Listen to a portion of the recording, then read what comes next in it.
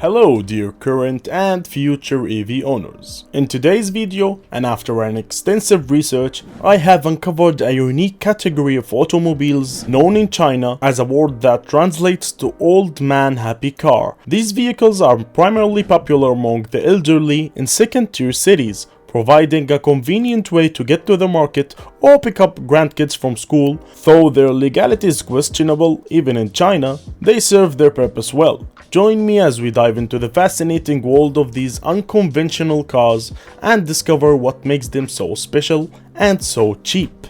Like, really cheap. At $930, the Changli was the cheapest of the cheap. Add in the necessary 5 12-volt lead-acid batteries, which aren't included in the best price, and the bill adds up to $1,200. Still absolutely impossibly floor-settingly dirt cheap for a new car of any kind. Oh, and perhaps equally incredibly, I found this car on the website Alibaba.com and bought it online. Just like you would buy a video game console that looks like a PlayStation 5 but only plays 40-year-old Nintendo games. Sure, shipping from China and all of the related custom hassles brought the total cost to about $3,300, but even so, we are still talking about something wildly inexpensive. Now, aside from the fact that my new car arrived in a cardboard box, I had been genuinely ready to accept what would effectively be a plastic mosquito, but that's not what I got. What I got was a cleverly designed little car with an all-steel body and all the required legal lights and indicators, a windshield wiper, heater, radio with an MP3 player, and even a freaking backup camera. It was so much better than I ever even could have been imagining. The specs on the car aren't exactly impressive. 1.1 horsepower, electric motor, 60 volt of batteries which gave me a tested range of 27 miles and a top speed of about 25 miles per hour or so, though sometimes around 20 was more common.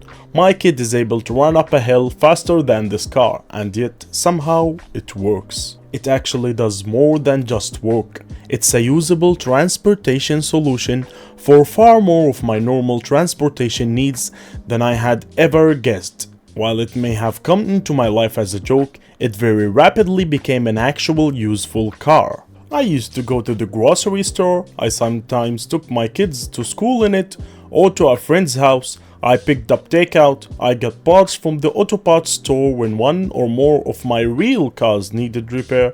I met friends out at restaurants or galleries or clubs in town, and when I did, I could always park where no one else could, nose to curb, or in a tiny nooks behind dumpsters or any number of other small forgotten spaces. I did all of the sorts of mundane, low-distance, low-speed personal transportation acts that we all do, and which command a far larger percentage of our day-to-day transportation needs than many of us realize. According to the rules of this vehicle classification, which varies a lot from state to state, I can drive my absurd little machine on any street with a speed limit of 35 miles per hour or less, although I think I can cross streets with higher limits. There's no highway travel, of course, but that's not a restriction. What I learned was that about 75% of my daily transportation needs could be accomplished with this shockingly minimal machine, and even better, done with more fun than getting in a full-sized car. It was even easier than driving my regular cars. It was quiet, and everyone who saw it was actually smiling.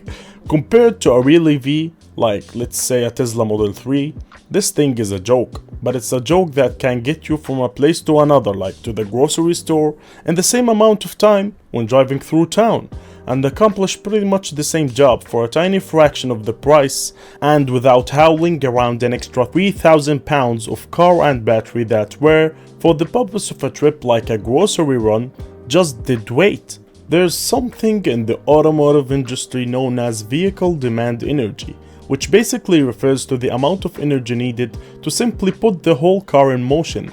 The vehicle demand energy of a Tesla or a Ford Mach-E or even a Nissan Leaf is orders of magnitude higher than what the Changli demands, and for an awful lot of driving, that's wasted energy. If we are really serious about using EVs to make a real dent in climate issues and energy usage, then we should adjust our thinking to make room for Changli type vehicles.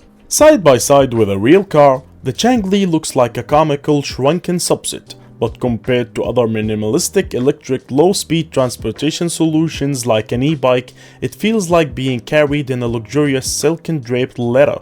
Unlike an e-bike, you are still enjoying complete protection from the weather, and since you are not teetering on a pair of wheels, but are rather cozily lounging inside a metal box, you can carry so much more stuff. Sure, you can take a road trip in a Changli, but you know that from the moment you looked at it, it is just a case of the right tool for the right job. Live somewhere dense, with a lot of low-speed travel, maybe a Changli makes sense. Live on a compound and it's a 45-minute trip if you need dental floss, maybe not.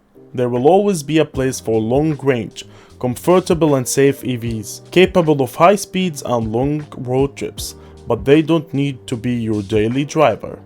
If we actually think about it, perhaps many of us will have small fun a bit better than Changli type vehicles that we drive day to day and then take majestic powerful long-range EVs on the occasional road trip. This doesn't have to be a punishment. I'm a gearhead, I love cars and driving, and I can honestly say my driving experiences in the Changli have been a blast. I even took it to a track event. I'm pretty sure I hit 26 miles per hour. And like any car at its limit, it was pretty fun. Making those bagel-sized tires squeal and feeling that tall, silly body lean and tilt like a drunk on an escalator. If we want to really change the transportation landscape in a way that's good for the climate, is less demanding on the difficult rare earth resources required to make EV batteries. For the resources that go into the battery of one full range and power EV, you can likely make at least 3 short range use EVs, and yet still preserve so much of the personal transportation freedom that we all have grown to expect. Then it's time to really think about scaling down the sorts of vehicles that we use for all the little drives we do. And remember, it's not a punishment, it's all fun. If you enjoyed this video, please subscribe to our channel and turn on notifications and like the video and leave a comment down below. Thank you.